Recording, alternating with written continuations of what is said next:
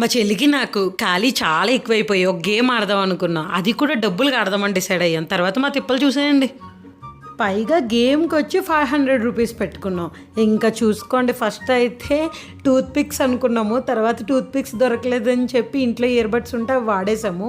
అవి వేసిన తర్వాత ఒక్కొక్కటి కదలకుండా తీయాలి. గేమ్ అయ్యేంత వరకు కూడా కొట్టుకున్నాము. ఫైనల్గా ఎవరు విన్ అయ్యారో చూసేయండి. నా టైం వచ్చేసరికి ఏంటో అన్నీ దగ్గర పడ్డాయి, అస్సలు తీయలేకపోయాను. మా చెల్లేమో స్మూత్గా హ్యాండిల్ చేసి తీసేస్తుంది. ఇంకా ఫస్ట్ గేమ్ అయ్యేటప్పటికి అదే విన్ అయ్యేటప్పటికే నా మొహం మాడిపోయింది. ఇంకా సెకండ్ రౌండ్ అయితే స్టార్ట్ చేస్తాం.